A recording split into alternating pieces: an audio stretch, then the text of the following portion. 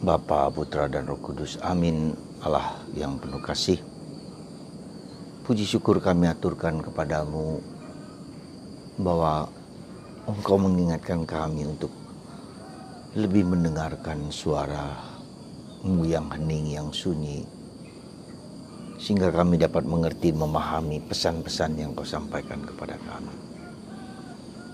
Dan karena itu membuat kami lebih bahagia, gembira, sukacita dan damai selalu.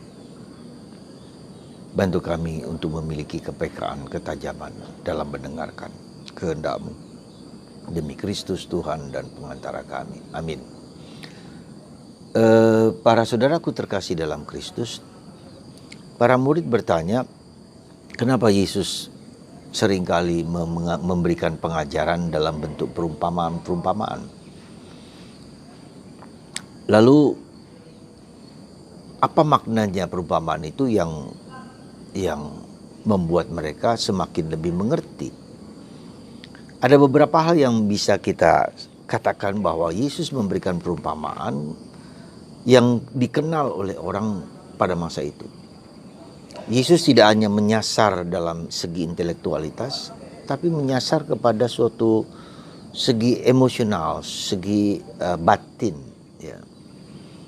Bukan hanya soal pikiran, tetapi soal perasaan. Sesuatu yang Yesus menggunakan suatu bahasa narasi yang sudah biasa mereka kenali, meskipun pada zaman kita menjadi lebih sulit karena narasi-narasi yang demikian dikenali oleh orang-orang Yahudi, tetapi untuk orang non-Yahudi menjadi sulit, seperti banyak perumpamaan yang kita tidak mudah fahami ya, karena berbeda latar belakang budayanya. Jadi Yesus menggunakan bahasa yang dipakai oleh kebanyakan orang pada waktu itu. Dan itulah yang saya kira bentuk pewartaan, bentuk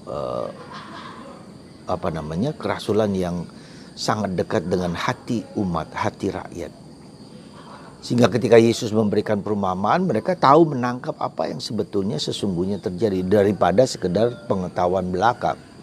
Rumusan-rumusan teoritis segala macam itu tidak akan berjalan lama, tetapi dengan adanya perumpamaan itu akan mereka kenali dengan baik. Itu yang pertama. Yang kedua, dengan bahasa perumpamaan Yesus menyasar kepada aspek mendengarkan, ya, aspek memahami, ya, aspek emosional di sana, ya, kebijaksanaan, keutamaan kebijaksanaan yang tidak di balik kata-kata itu ada makna yang lebih dalam, ya, ada suatu pesan yang lebih dalam yang mau disampaikan. Jadi itulah bahasa yang sangat dalam dan sangat menyentuh kepada hati manusia, bukan lagi kepada pikiran, kepada mulut, tetapi kepada hati. Nah, maka saudaraku terkasih dalam Kristus, kita selalu ingat akan apa yang disampaikan oleh Santa Teresa dari Avila, berbagai jenis doa. Doa dengan mulut, ya, doa dengan pikiran, doa dengan perasaan, tapi doa dalam roh dan kebenaran. Jadi semakin lama hidup doa kita semakin masuk ke dalam lapisan yang paling dalam, lapisan roh dan kebenaran. Dan itulah yang sebetulnya disampaikan oleh Yesus ketika Yesus menyampaikan tentang perumpamaan-perumpamaan, kisah-kisah perumpamaan. Itu menyangkut kepada aspek batinia, aspek batin di dalam batin manusia. Orang tahu, mengerti, memahami, dan menangkap, dan meresap di dalam hati orang. Daripada sekedar uraian-uraian teoritis tentang Allah, ya, maka Yesus memberikan perumpamaan tentang anak yang hilang.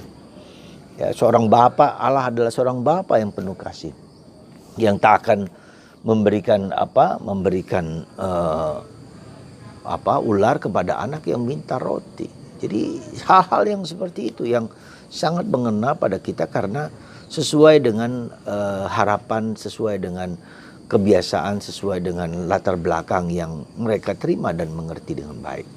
Semoga semakin banyak umat, semakin banyak pengajar-pengajar bersedia memahami kebijaksanaan lokal, sehingga dengan demikian mereka dapat menyentuh hati yang terdalam dari semua orang. Narasi-narasi yang diungkapkan dalam khotbah, dalam pengajaran, sesuai dengan budaya dan situasi konkret orang yang mendengarkan. itu semua. Sekali lagi semoga Tuhan memberikan kebijaksanaan, keutamaan kepada banyak orang untuk memahami dan mengerti ajaran Yesus untuk secara konkret ya, sesuai dengan situasi zaman dan tanda-tanda zaman di sekarang ini juga.